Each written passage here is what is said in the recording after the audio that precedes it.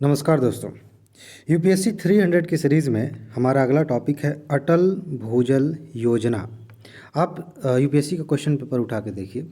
Environment section से हर साल मतलब हर साल, ऐसा नहीं है कि कभी गैप है, हर साल उन मुद्दों से प्रश्न पूछे जा रहे हैं जो बड़ी समस्याओं के रूप में उभर रहे हैं। जैसे एग्जाम्पल के तौर पे कार्बन इमिशन, या फिर प्रदूषण, या फिर भूजल जो समस्या है यहाँ से। देखिए अभी 2021 का ही क्वेश्चन पेपर उठा के देखिए, इन चीज़ों को लेकर प्रश्न बने हैं कि नहीं। 20 में जाइए, 19 में, 18 में ध्यान से देखेंगे, हर साल प्रश्न आ रहे हैं। और इसी को देखते हुए ये जो टॉपिक है ना, बहुत ज़्यादा इंपॉर्टेंट है, इस साल के लिए भी, अगले साल के लिए भी। चलिए देखते हैं कि कौन कौन सी बातें हमें ध्यान में रखनी है जहाँ से प्रश्न बनाए जा सकते हैं। जहाँ तक रही बात इसकी पीडीएफ की, तो मैंने एडवांस में आपको दे दिया है। अगर आपके पास नहीं है तो वीडियो के डिस्क्रिप्शन में जाइए, वहाँ एक दूसरे वीडियो का लिंक मिलेगा और आपको पता चल जाएगा कि पीडीएफ कैसे मिलेगी। ठीक है जी, चलिए तो शुरू करते हैं। देखिए, योजनाओं से जब यूपीएससी क्वेश्चन पूछती है ना, तो कई बार या तो सीधे सीधे या अप्रत्यक्ष रूप से यह रिक्वायर्ड होता है कि आप जानें कि योजना कब शुरू हुई थी। जैसे इसकी शुरुआत 2019 में हुई थी।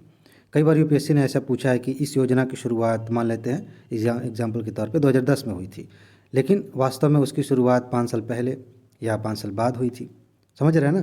तो ध्यान रखिएगा, जो महत्वपूर्ण योजनाएं हैं किस वर्ष शुरू हुई थी उनको ध्यान में रखना ज़रूरी है। तो ये हो गया। भूजल योजना है तो भूजल के संरक्षण से जुड़ी है, ये तो आप कॉमन सेंस लगा के सही कर लेंगे, लेकिन क्वेश्चन यहाँ से बन सकता है। कई बार अब मान लीजिए 6,000 करोड़ रुपए है तो इसको 60,000 करोड़ किया जा सकता है। यूपीएससी इस तरह के कई क्वेश्चन पूछ चुकी है कि जहाँ पे पैसे की बात आती है ना, उसमें एक जीरो बढ़ा या घटा के पूछ लेती है। और अगर आपने सीधा ऐसे ही से पढ़ा है तो कभी कभी आप कंफ्यूज हो सकते हैं, जल्दी जल्दी पढ़ने में गलती हो सकती है। तो 6,000 करोड़ रुपए की लागत आएगी और 5 साल के लिए यह योजना है, 2020-21 से लेकर के 24-25 के लिए। ठीक है जी, चलिए अब देखिए क्वेश्चन में यह लाइन बहुत ज़्यादा इंपॉर्टेंट होगी, ये वाली। अगर सेंटेंस वाला क्वेश्चन पूछा गया कि विचार करिए, 2-3 सेंटेंस दिए गए हैं, फिर कूट बनाया गया है। ध्यान रखिएगा कि ये जो पैसा है ना 6,000 करोड़ रुपए, उसमें से 50% पैसा यानी कि 3,000 करोड़ रुपए विश्व बैंक देगा। ऐसे नहीं, फ्री में नहीं, ऋण के रूप में। ये ऋण वाला शब्द हटा के अनुदान भी लगाया जा सकता है, फिर आपको ध्यान देना पड़ेगा। ये 50% का कुछ आगे पीछे किया जा सकता है। और विश्व बैंक को हटा करके आईएमएफ किया जा सकता है, या फिर एनडीबी किया जा सकता है, किसी और संस्था का नाम किया जा सकता है। ध्यान रखेंगे, विश्व बैंक। ठीक है। और इसका भुगतान कौन करेगा बाद में? केंद्र सरकार करेगी। ये भी हो सकता है कि आपसे पूछ लिया जाए कि ये जो विश्व बैंक ने पैसा दिया है कर्जे के तौर पे, ये पैसा राज्य सरकारें मिलके और केंद्र सरकार मिलके चुकाएंगे। ऐसा नहीं है, इसका भुगतान केंद्र सरकार करेगी जो कर्जा लिया जाएगा। चलिए एक चीज़ और है, बाकी यहाँ लिखा है बकाया 50% नियमित बजटीय सहायता से, इसके लिए बजट होगा बाकायदा, ये उपलब्ध होगा। और राज्यों को विश्व बैंक का संपूर्ण ऋण और केंद्रीय सहायता अनुदान के रूप में उपलब्ध कराई जाएगी। इसका क्या मतलब? राज्यों को जो पैसा दिया जाएगा वो अनुदान के रूप में होगा, यानी कि वापस करने की ज़रूरत नहीं है। सिंपल। अब देखिए उद्देश्य की बात करेंगे तो योजनाओं के उद्देश्य अगर आपने थोड़ा बहुत भी पढ़ा है तो वैसे ही कॉमन सेंस लगा के सही कर सकते हैं, लेकिन कुछ बातें ध्यान में रखना ज़रूरी होता है। जैसे यहाँ पे अब देखिए, अगर आप ध्यान में नहीं रखेंगे, ख़ास तौर से ये वाला, ये ध्यान में नहीं रखेंगे तो दिक्कत हो जाएगी। इस योजना का उद्देश्य चिन्हित प्राथमिकता वाले 7 राज्यों में, ठीक है, भूजल प्रबंधन में सुधार लाना है।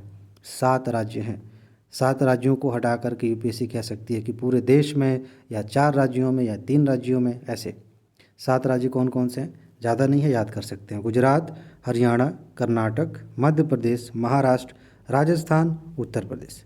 ठीक है। और जन भागीदारी के माध्यम से सारा काम होगा। जो बेसिक लेवल पे, ग्राउंड लेवल पे जो लोग हैं, जैसे स्थानीय निकाय हैं, उनकी सहायता से काम किया जाएगा।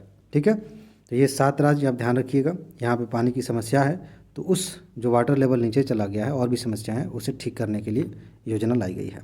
अच्छा, कुछ ऐसे बेसिक छोटी छोटी बातें हैं, ध्यान में रख लेंगे, अच्छा रहेगा। इस योजना के कार्यान्वयन से इन राज्यों के 78 जिलों में लगभग इतने ग्राम पंचायतों को लाभ मिलने की उम्मीद है। मैंने जानबूझ के इसको नहीं पढ़ा, क्योंकि कुछ चीज़ें ऐसी होती हैं ना, सिर्फ ऐसे ही देख लीजिए, फालतू का डाटा याद करने से कोई मतलब नहीं होता कि कितने हज़ार ग्राम पंचायतों को लाभ मिलेगा, ये जानना जरूरी नहीं है, बस ऐसे ठीक है लिख दिया गया कि उसे आप एक बार नज़र दौड़ा लें। अच्छा, यह योजना मांग पक्ष प्रबंधन पर प्राथमिक रूप से ध्यान देते हुए ग्राम पंचायतों में भूजल प्रबंधन तथा व्यवहार्य परिवर्तन को बढ़ावा देगी। मांग पक्ष का मतलब सीधा है कि भाई यहाँ पे डिमांड कितनी है, क्या वो डिमांड पूरी हो पा रही है कि नहीं, और अगर नहीं हो पा रही है तो कैसे होगी, सिंपल।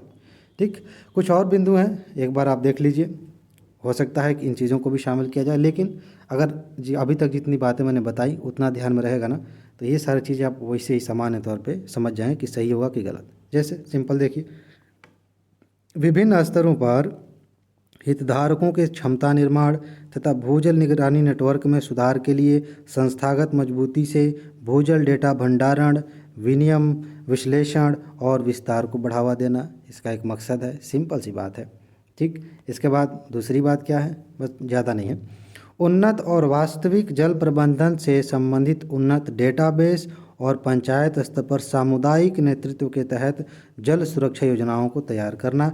ध्यान रखिएगा, इसमें एक लाइन बहुत इंपॉर्टेंट होगी कि सामुदायिक भागीदारी ज़रूरी है। इस योजना में सामुदायिक भागीदारी पर विशेष बल दिया गया है, ध्यान देंगे आगे।